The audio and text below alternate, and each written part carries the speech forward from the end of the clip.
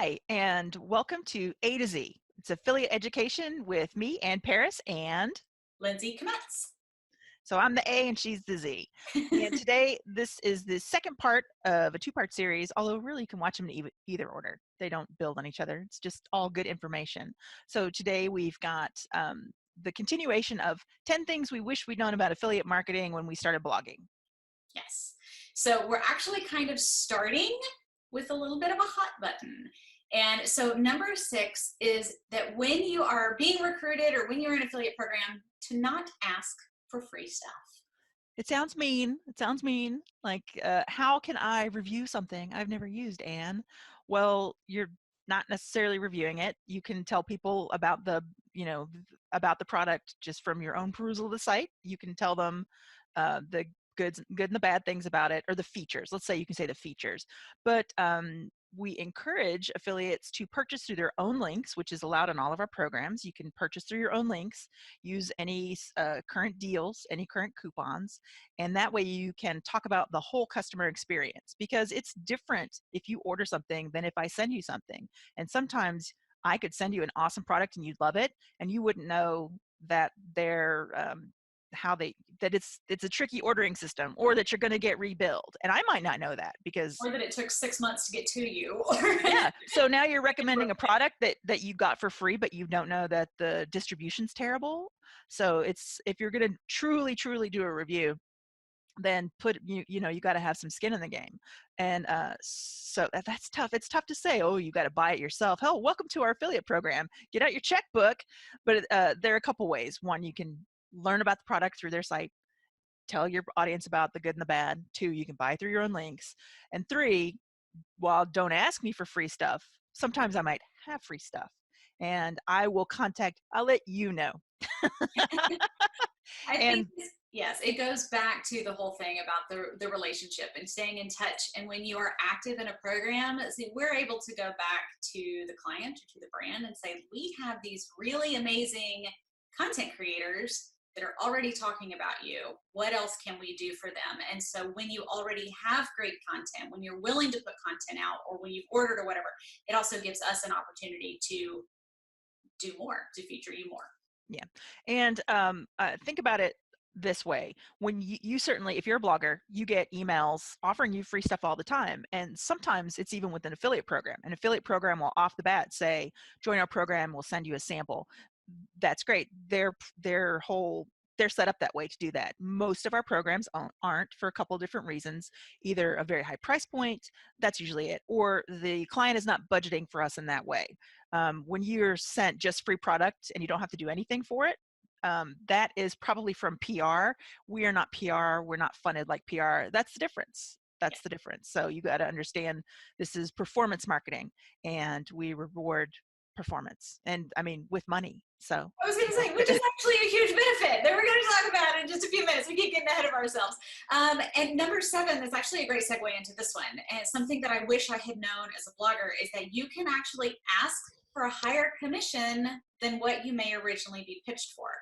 But you should probably have product that supports that. So if I send you an invitation and I say, there's a 5% commission or whatever, and I think your content is great, I'd love to get you in this program, we have a 5% with a 90-day cookie, just an example, and you say, you know what, I do think I would be great for that, I would love to share it with my readers, how about 7? And very often when we reach out to you, we are already offering you a test bonus, 5% extra on your first 5 sales. And the thing is, if you put up content, if you make those sales, come back to me and say, hey, can we keep this commission permanent? And I will probably say yes. We have a So, little bit more play once we have that content out there and can show the brand. and again, it's based on performance. Right. Let's see. Number 8. Oh, I love this one. So the affiliate program emails that you get every single month are a gold mine. I used to kind of just ignore them. Oh, the monthly newsletters? Yes. Yes. And there's so much information in there. There's information about what is going on with the brand, if there's a new packaging coming out, if there's new products coming out, if there's sales coming up, there's ideas for ways that you can work into new content, things that are upcoming. Like there's just a wealth of information in there. And when you read them with the intent of how can I best share this? How is this information pertinent to solving the problem that this, product solves? Then it all kind of fits together perfectly. But don't ignore those. There's good information in there. And well-managed programs send out a newsletter through ShareSell for our programs that are on ShareSell monthly. Also, our programs on Impact have monthly newsletters as well. And the reason to open them right away is sometimes I'm going to be telling you about a flash sale, and you want to know because quick sales that have a short duration, they're not usually as good for content as they are for sharing on social media. So if we're having a 50% off sale that only happens once a year on a very expensive product, get in on that because you're ahead of all of the competition. Well, and sometimes the brand doesn't give us a whole lot of warning. So Yeah. sometimes we have to send stuff out really quickly. That does make me want to mention too, to make sure that you have set up where you can receive emails through ShareSale. Because sometimes I've run into people who have that feature turned off. So if you are maybe one of the couple thousand bloggers that I've talked to in the last year, who, say, I haven't really done a lot with affiliate marketing, but I would like to, or I'd like to start focusing more in the new year, make sure that you have that stuff off. Because I think a lot of people have turned it off a long time ago and you may not realize. And so you may be missing invitations, you may be missing opportunities to make more sales, and you may also be missing those newsletters. And on ShareSell, all of our newsletters are archived and accessible. So if you're in one of our programs, you can see all of the newsletters through an archive. You have to hunt a little bit, but it's there. Yes. Okay, so number 9, and this was kind of that paradigm shift that we talked about. When I was blogging, I'm still blogging, but when I was only blogging, I would think, oh, I'm going to do the sponsored post. I'm going to get paid. I'll have to do write about it. Great.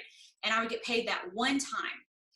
With affiliate marketing, with affiliate sales, you can get paid over and over and over and forever.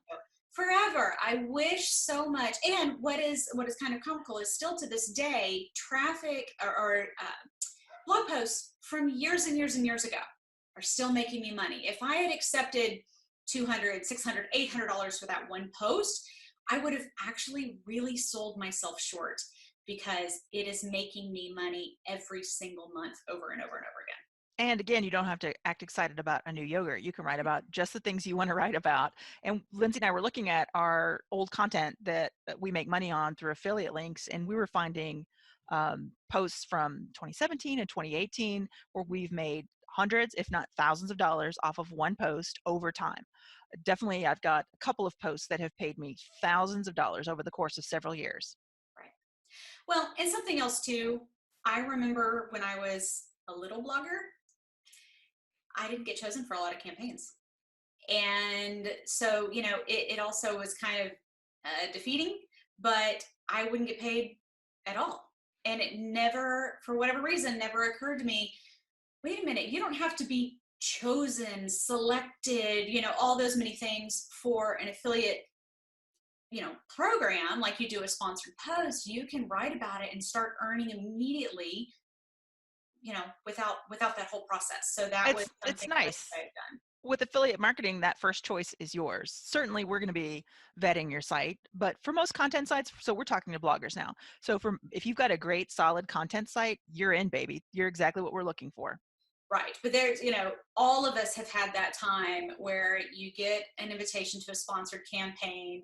You spend all that time filling out that application. You are there's not another blogger on the planet that would be as good as you could do on this one campaign, and then you never hear from them again. It's heartbreak. I still remember a couple that still hurt.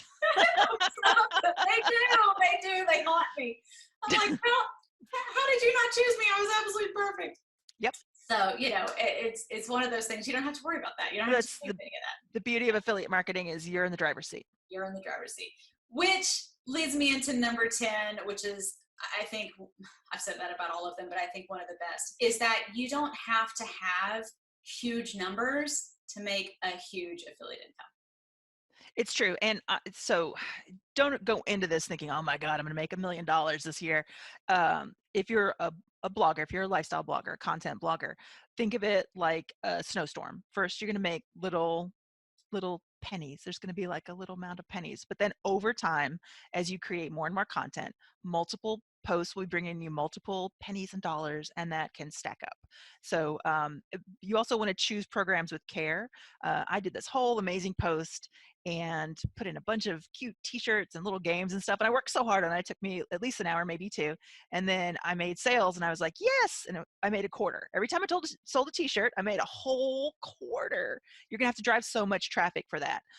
With the way to pick a program is to see how much you can earn off of it. Of course, you want to be authentic. You don't just go for things that'll pay you a ton of commission with each sale, but you do want to examine things for the return on your time. So, but with even with lower traffic, I would say a couple of thousand page views a month. If you have a dedicated audience, if you have a page that a post that ranks well, those can be profitable centers for you with affiliate marketing.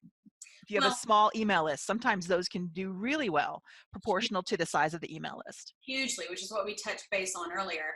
And also, with sponsored, when they're having to choose who, sometimes they have to be able to turn numbers in.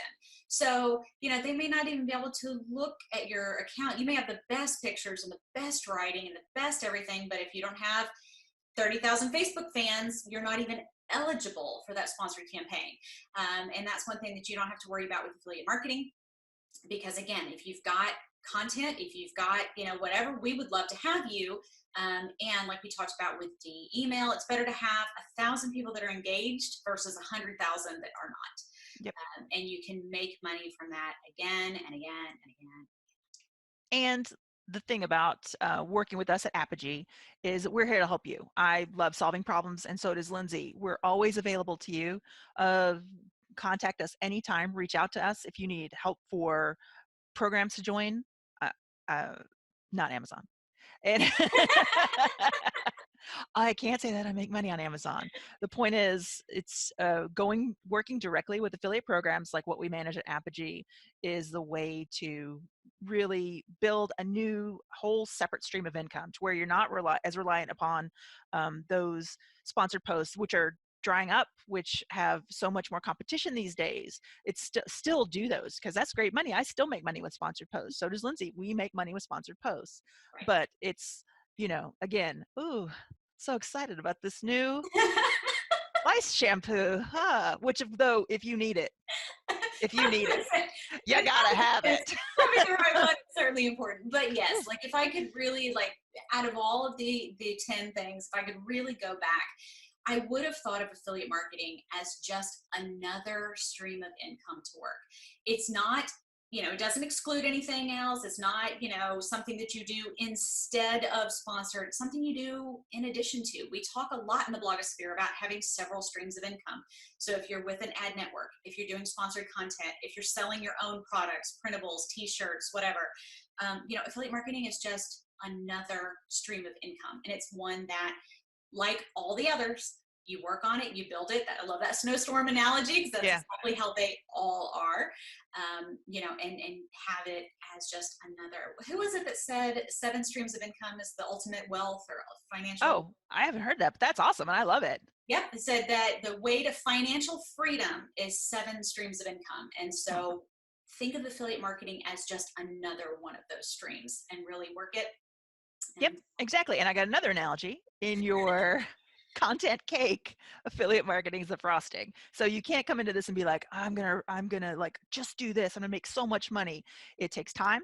And again, it's small money at first. You need to really build it up. It takes a while for it to pay off, but with consistent work, I find that with anything, it's the consistency that pays off.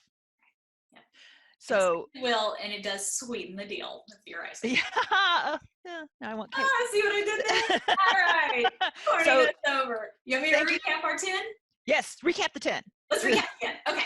So again, 10 things we wish we had known about affiliate marketing when we were bloggers. So number 1, that you can put links in your old content Don't have to always create new. Number two, that you can create new content. And if you do that, make sure you send it to us. Number three, you can put more than one program in a single post. Number four, your invitation was not random. I sent that to you because I like your stuff. Number five, you can email share a sale links, which you cannot do with the other one. Number six, you should not ask for free stuff. Talked about that. Number seven, you can, though, ask for a higher commission. Number eight, the affiliate program emails that you get every month are a gold mine. Number nine, sponsored posts will pay you once, but affiliate sales will pay you forever and ever and ever. And number 10, you do not have to have a huge numbers in order to make huge income. So this has been another episode of A to Z Affiliate Tips with Ann Paris and Lindsay Kmetz. So make sure to like, subscribe, comment. If you have any ideas or questions that you would like us to cover in an upcoming show, let us know. Thanks very much and have a great one.